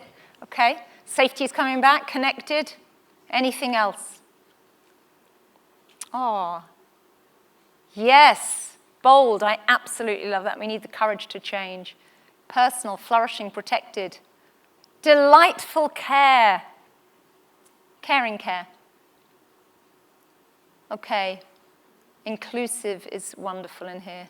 Simple, meaningful, joyful, kind. Okay, guys, we have got a beautiful audience here, and I feel like I'm really feeling the love for the future of care here. You may carry on, but I have one more thing to tell you. This is my final call, and then I'm inviting Dawn back onto the stage. The last slide, please, and I'm loving the fact Joyful is holding that. We would love to involve all of you in co-creating some ideas around the future of care because it's not ours, it's all of ours. So if you're interested, if you really want to say, count me in, scan the QR code and we will follow up with you because we're planning next month some exciting conversations, some generative workshops. We'd love you to be there, no matter your background, because all of us, we're all in it together in the future of care. So thank you so very much for patiently listening to us this afternoon, and a big round of applause to all of you. Thank you. Am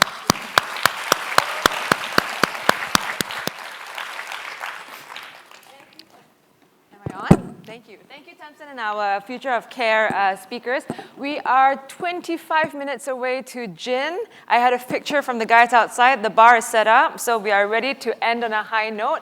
But it has been a long day where we've covered 3 very complex and interrelated segments: sustainability, technology, and care. So to wrap us up, I'm going to invite our 3 moderators to just join me on stage. We're going to do a little bit of a light-hearted wrap-up, a bit of a rapid fire, just for us to take some takeaways. And for those of you who weren't able to join us the whole day, hopefully you get some points.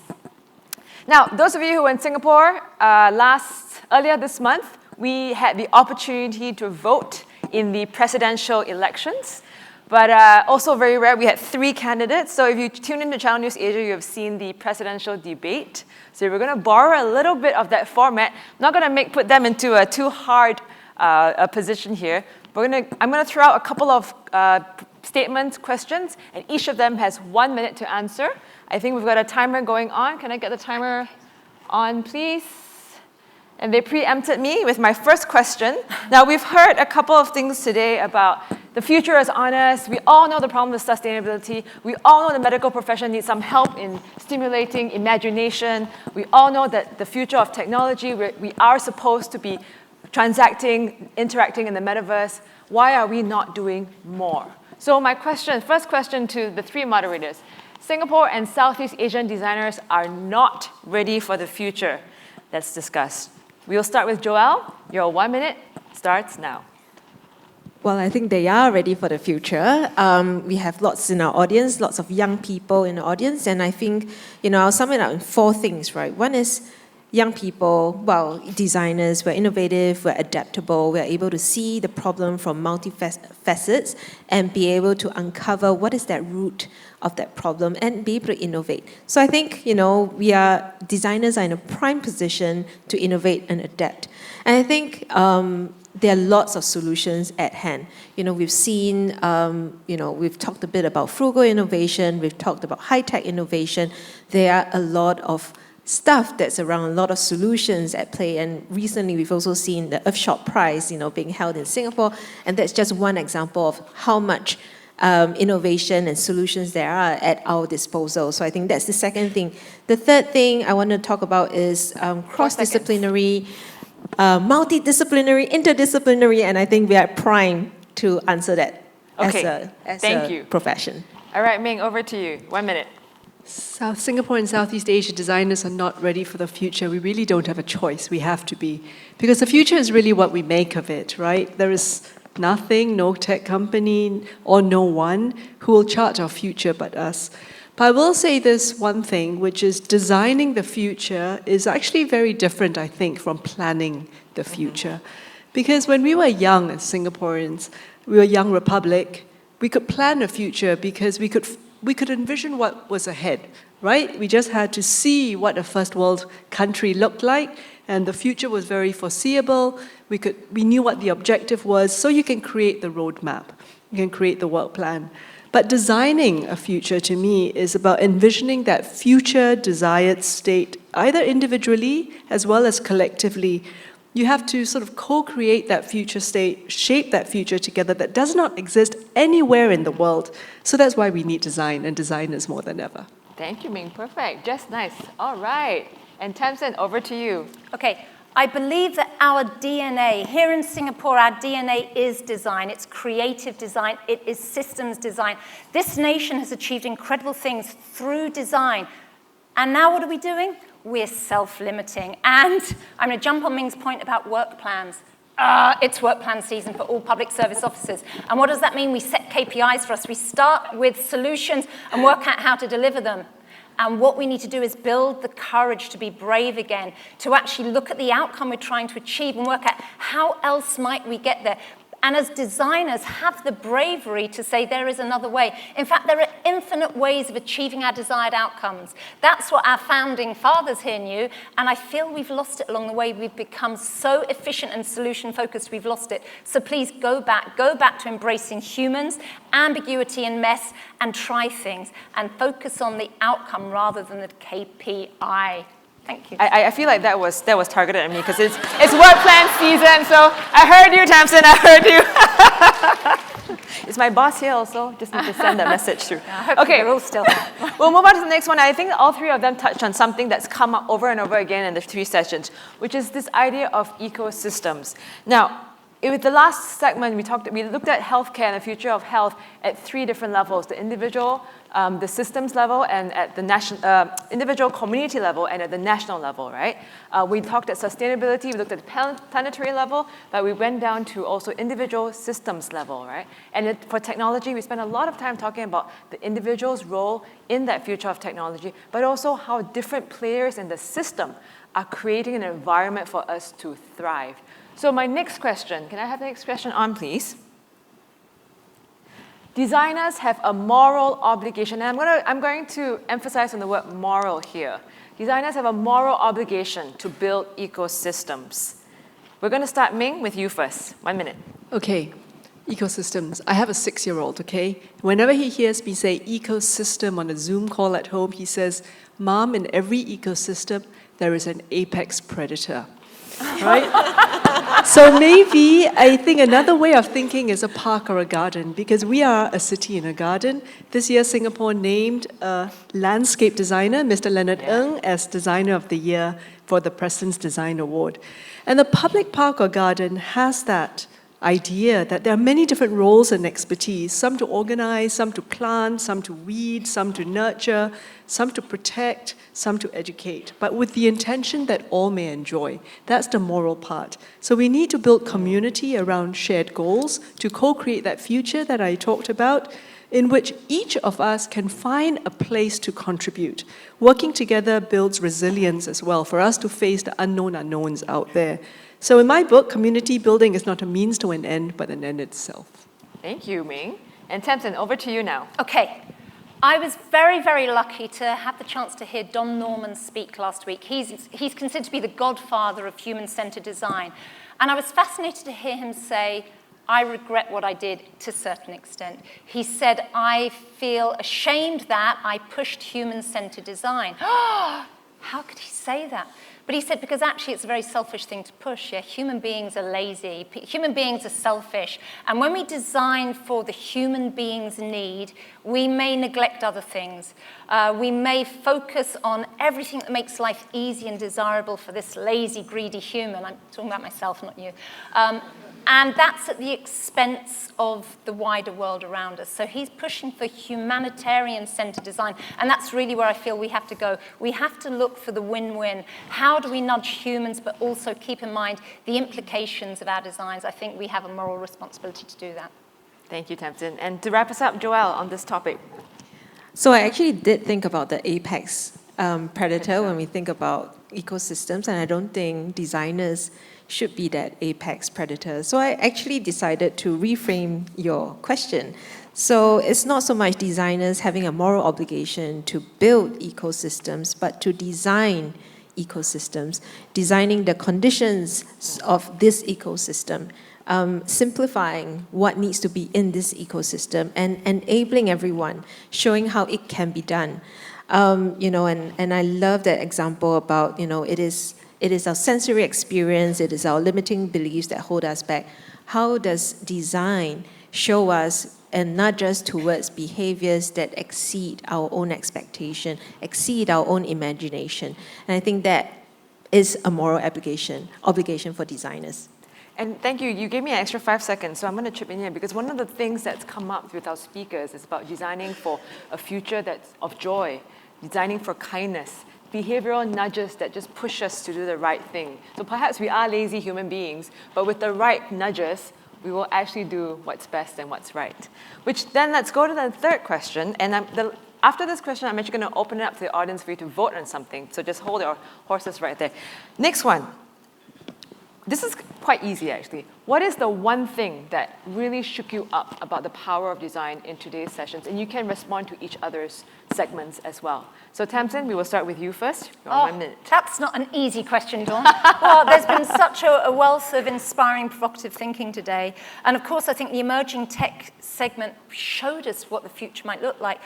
And it was beautiful, so this isn't a criticism to the tech people. I was inspired, but also I felt a little bit sad because I thought fundamentally, and this came out through the care segment, we serve humans, and I love meeting real people and saying, hey, Ming, how are you doing? And having a hug and a high five. And this is really where I think was interesting to me. I love, and I've always been very interested in gamification to drive different behaviors, and I think we talked about it on my panel. Lecturing on about using design to do this or the same old approach, you must be healthy, you must be environmentally friendly, doesn't always work. We need to go to where humans are. We can use stealth techniques like gamification to achieve it. But I truly hope, and this is my plea, that we don't lose, we don't replace human connection, because that really is what we are. We're humans, and we love other people, believe it or not. Joelle, over to you. I also want to repeat everything what Tamsin said. And for me, the high-level things is, and something that Wendy actually mentioned during one of our panel discussion is return to the wisdoms of the old ways, right? And returning to what it means to be human. And we've heard about all senses, using your hands, using your ears to listen, using your heart to care, and that's an emotion, but anyway, all senses. And then the other part was about using all your emotions, right? Your empathy, your care, your kindness, and ultimately it's about, and the more I think about it, hey, it's just us trying to be human. And what does it mean to be human? It is to meet people compassionately where they are.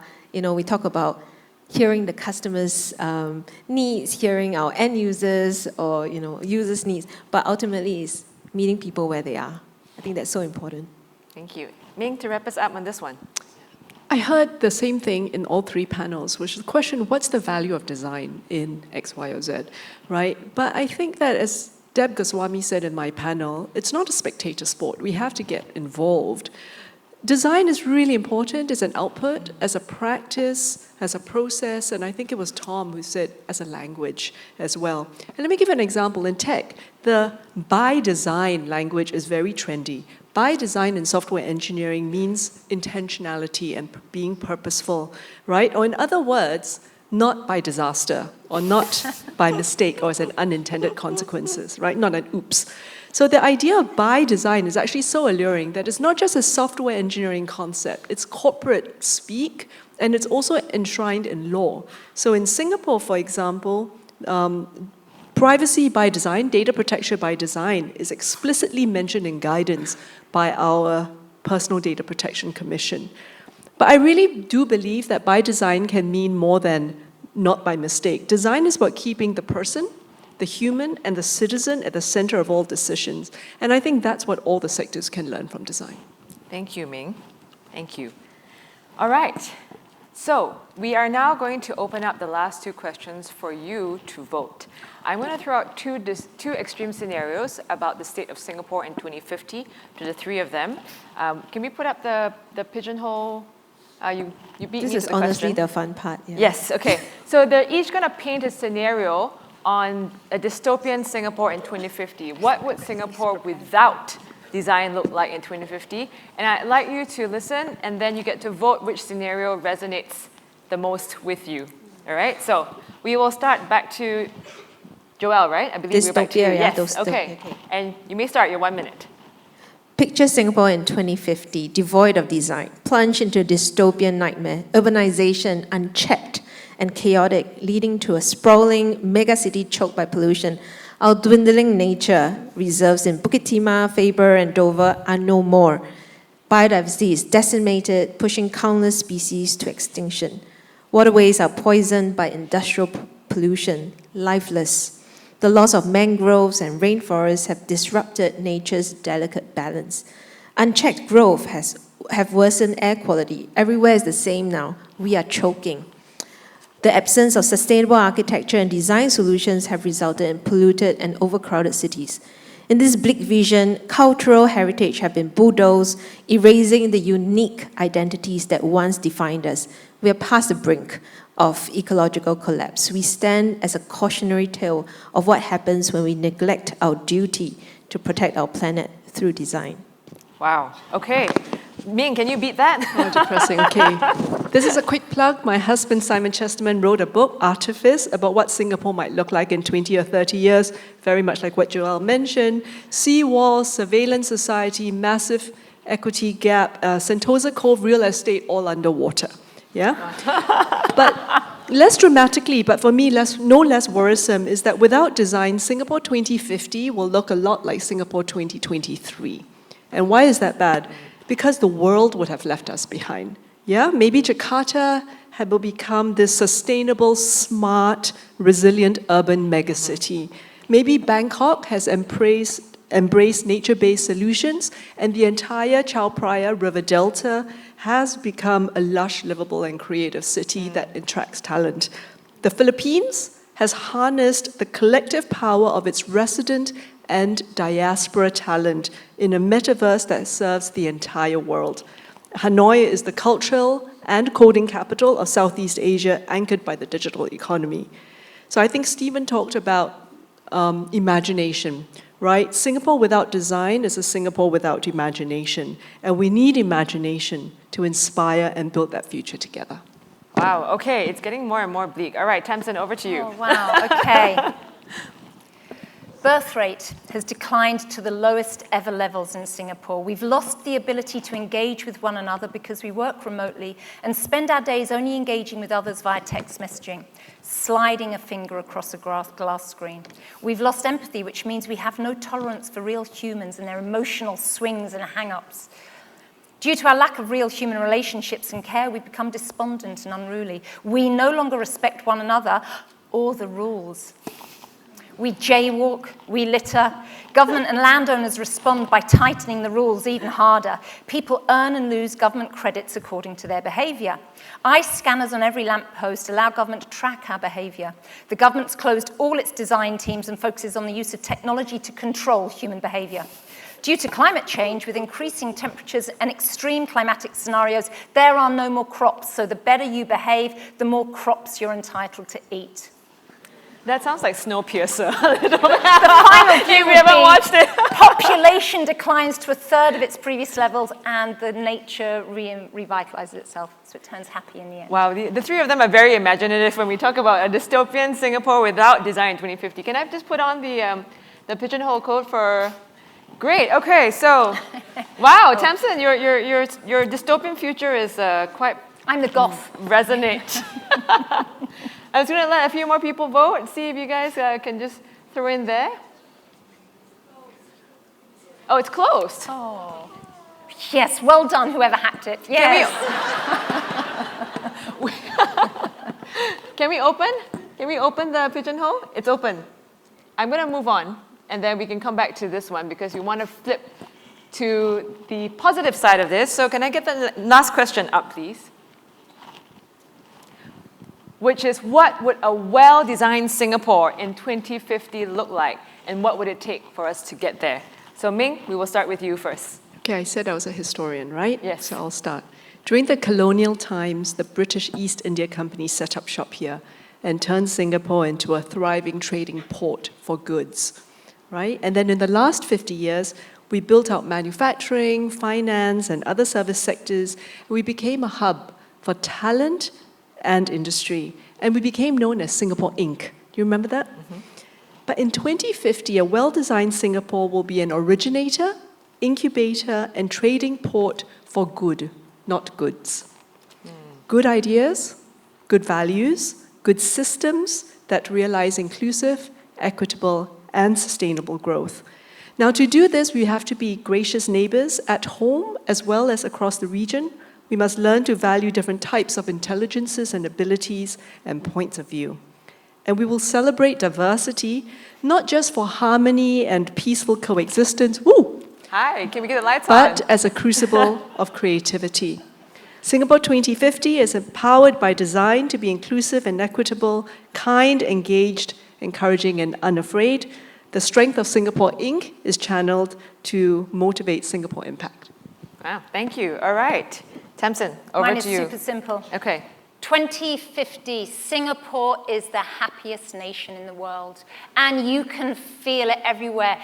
Everything we do is fueled by the desire to create and generate happiness, and we love it. We can't get enough of it. We've ditched KPIs.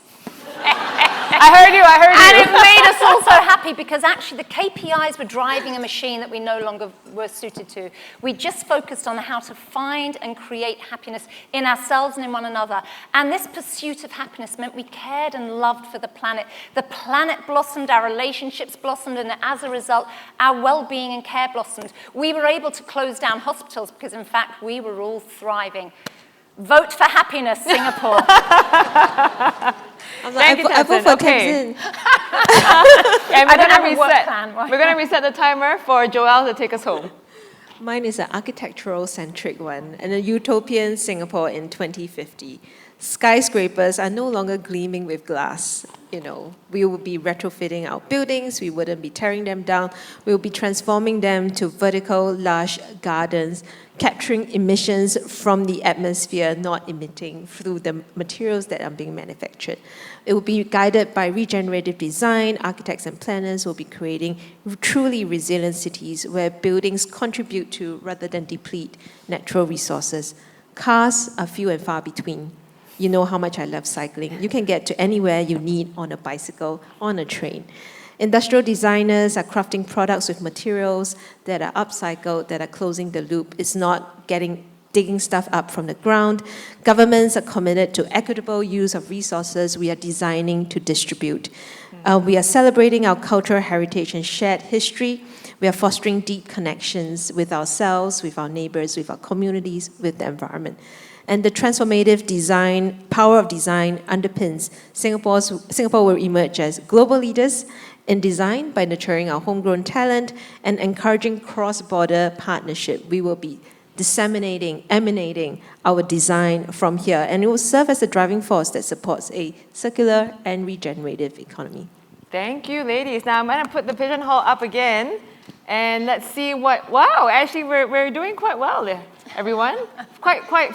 Ming and Tamsin's scenarios are resonating quite equally across with everyone. Come on, team happiness, come on. Team happiness. Decarbonize. So thank you, everybody, for participating in this. We wanted to just give you a sense of how we might catalyze imagination. We wanted to share with you how different people in the ecosystem across the 3 different pillars were thinking about the future. But as you can see, a lot of the future is also about the now. And a lot of them are sharing with you how they're thinking about the now in order to create that future. I'm going to invite our 3 speakers to return to their seats. Thank you. Thank you very much.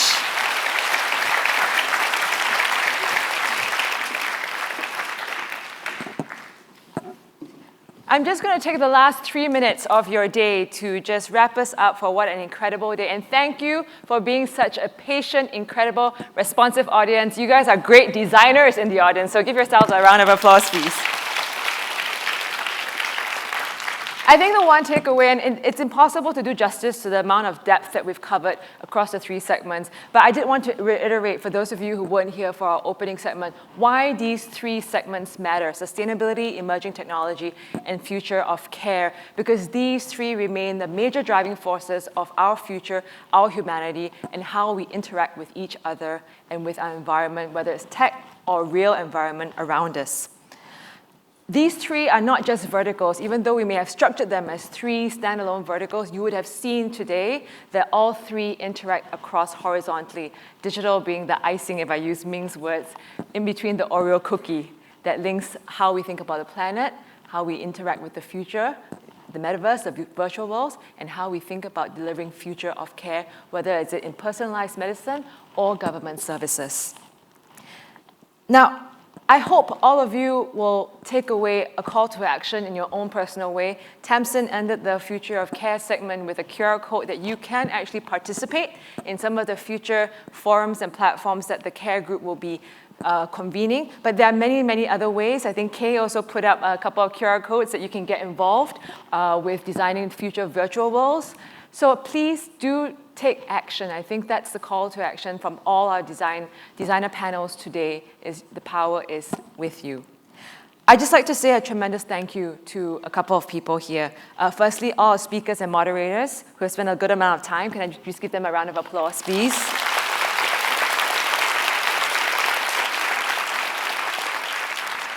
And all of this is not possible without the invisible hands and heart of my team who've been running around behind, making sure that everything is smooth, we're all safe, and you have food and drink throughout the day. So can I also ask you just to show a round of applause for them? Thank you.